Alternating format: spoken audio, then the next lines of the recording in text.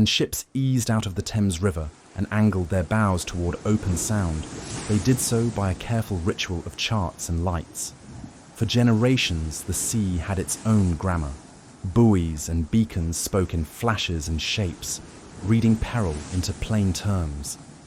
At the mouth of New London Harbour, rising Second Empire proud from a concrete base, the new London Ledge Lighthouse stood like a little brick manor marooned on the water, a human architecture dropped into a language belonging to tides and foghorns. It was finished in 1909, built of brick and granite in the Second Empire style, and the little house with its mansard roof and watchroom quickly became as much a local landmark as any house on shore. The decision to put a full 3-story dwelling on a concrete caisson was not merely aesthetic. New London Harbour carried increasing boat traffic in the years around the turn of the century. Steamers, ferries, fishing smack and sailing yachts. And the southwest ledge that lay across the channel demanded a sentinel. The structure was authorised by the United States Senate in the first decade of the 1900s. Contracts were awarded. Quarried stone and brick were brought together, and through winter and spring she rose, an island house for men and light. The men assigned to her would be keepers, people who learned the sea's breathing and who were paid in coal, hardiness, and the slow certainties of a daily routine. There are places on the coast where the public imagines loneliness. Lighthouses, old sea forts, abandoned piers. But there is loneliness, and there is the peculiar isolation of a man who lives his life in a place that is always trying to take him back.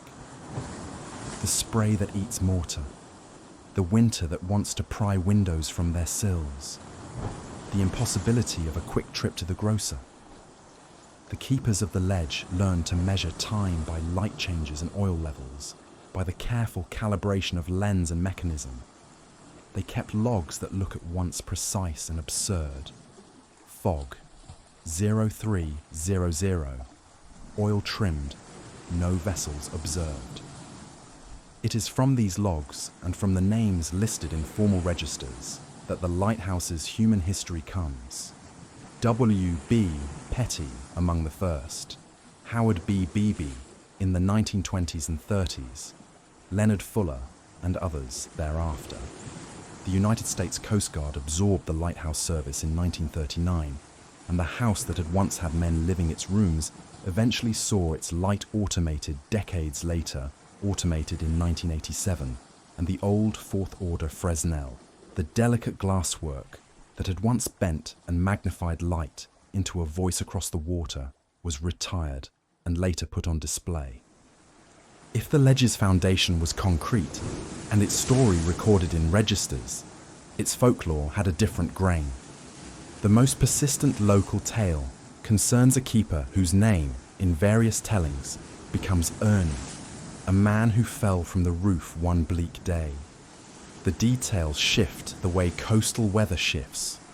In some versions, he was distraught over a lover's betrayal. In others, he had been drinking in the watchroom and slipped. In others, still he stood on the roof and made a final, desperate leap. The effect is the same. A man dead, the house that had hosted him left with a new charge, not just to warn mariners, but to hold the residue of that final human grief. Ghost stories, especially those attached to maritime places, form a kind of folk taxonomy. A foghorn's plaint, the sudden and inexplicable chill in a doorway, a step at the top of a stair when no one is there. These are the small evidences that give shape to the larger claim of haunting. New London Ledge's reputation as a haunted place grew slowly, and sometimes in the manner of campfire gossip. Electricians and Coast Guard personnel told one another about lights that blinked when the system was otherwise steady, about radios that crackled with a voice and then fell silent. In the late 20th century, the place caught a different kind of attention. Paranormal show crews, investigators from amateur societies, and curious local journalists all made pilgrimages out to the brick house on its concrete table and recorded what they found. Cold spots, odd electromagnetic readings, an atmosphere people read as heavy. On television, the Ledge's story became a neat, consumable thing, a manor on the sea with a ghost on its roof. Yet the lighthouse's haunt is not purely a serial of spectacle. To understand why the story of Ernie persists, what it says about the lighthouse, and about the people who tell these stories, it helps to imagine the life inside, a small domestic architecture packed with implements of work. The lantern room, with its gallery of glass and brass, was a technical miracle of its time, a tiny epoch engineered to throw light in a measured cadence. The living rooms were warm in summer and cold in winter. The wood floor shook with the motion of waves on bad nights. There were stairs, narrow, curving stairs, that took a man up to the lamp and down into the cellar. And in those stairs and halls lives were spent. Births and deaths, love affairs, arguments over letters, weeks when mail never arrived, and a man had no idea whether the world had changed. In such confined economies, even ordinary anger takes on mythic aspect. One midwinter storm, local newspapers later recalled, a tender had difficulty making the mooring. The crew of a tug had a close call. Words like miracle and narrow escape were used by men who knew the sea's appetite. Such incidents become the currency of legend, especially when they occur against a backdrop of an already uncanny place. In quieter years, the Ledge's keepers would walk the parapet and scan the horizon for the small dark shapes of fishing boats. If a man stationed on a ledge grows careful about the world, he also grows intimate with the idea of danger. That intimacy hardens into story. The tale of Ernie landed on the community like a small pebble, accumulated concentric ripples. It is worth saying plainly, many of the stories have no single, verifiable origin. No formal Coast Guard report catalogues Ernie's death as anything other than an accident noted in a log, and some local historians have suggested the story is a conflation of different tragedies spread across decades. But folk memory is not a legal document. It is more like barnacles on a hull, accreting layer upon layer until you can no longer see the original timber. The haunting, then, is an emergent property of human narrative as much as of any evidence. Despite the ambiguity, the Ledge's ghost earned a peculiar role. In 1981, stories tell, two psychics travelled to the lighthouse and, by some accounts, rescued the spirit. Whether this rescue involved ritual, prayer, or a theatrical performance remains part of the shade between accounts. These episodes, psychics, TV crews, amateur societies, perform cultural functions beyond the immediate claims of the paranormal. They are a way for a community to revisit the past, to reconfigure its anxieties into an object that can be named. The Ledge, with its brick skin and mansard roof, lent itself to this process, an almost domestic place of industry recast as haunted dwelling. A harbour town keeps its dead in ways that are sometimes practical and sometimes ceremonial. The lighthouse's original Fresnel lens, the glass heart of its presence, was retired and later put on display in the new London Custom House Museum. There is an odd and touching symmetry in that. A light that once saved lives now hangs in the town like a relic. Visitors who stand before it see not only the technology, but the human stories the technology hosted. The keepers who polished the prisms, the men who climbed at night, the ones who wrote fog in a steady hand, and then waited. The presence of the artifact on shore makes the Ledge's other presence, the one people talk about in whispers, feel all the more credible. If the lens is a physical object you can point to in a museum, then the story of the keeper is easier to give a location. There are small testimonials from the men who worked there later in the 20th century. One electrician records standing under the watchroom on calm nights and feeling the building settle in the way old houses settle. Another said that on some nights, no matter what instruments read, the air upstairs felt colder than it should have been. A pattern emerges in these anecdotes. The ledge is a place where the pragmatic and the uncanny can be told side by side. The same person can fix a fuse one day and report an episode of unexplained sounds the next. That duality is the heart of coastal small-town narrative, where technology and superstition have always lived as neighbours. The ledge's architecture helps feed the imagination. Unlike the tall, tapering lights of many New England coasts, New London Ledge is squat and domestic, a 3-story house with an appended lantern. That closeness to domestic space makes the idea of a resident ghost more plausible to the imagination. A ghost doesn't drift in a tower so much as it moves through hallways. The house contains rooms whose functions are legible to anyone who has ever lived in a small home. A kitchen, sleeping bunks for keepers, a small parlour where a man might read a letter by lamplight. Historians point out that the style, Second Empire, a French mansard roof, was in part chosen to harmonise with the grand houses of local patrons. But to the teller of a ghost story, the style says something more. It says, at once, home and otherworld. A dozen small encounters stitch the larger narrative. The guest who swore the upstairs door opened itself. The investigator who caught static on a tape recorder and then found nothing on playback. The local fisherman who insisted he'd seen a light come on in the ledge when no one was supposed to be there. The fishermen are important here because harbours support tight communities where rumour and report carry. A story told on a pier travels to the coffee shop and then to the high school football game. Soon, it is part of a town's seasonal landscape. That the ledge's ghost was featured on programmes like Ghost Hunters or Scariest Places on Earth, which brought national attention, cameras and commentators. Both mythologise the place and flatten some of the complexity. On the one hand, televised investigations gave the ledge a wider audience. On the other, they created tidy narratives. Roof jump, restless ghost. Investigators try and fail to prove it. The reality on the ground was messier, laden with the tangle of human lives. It is useful to separate two things, both true and both valuable.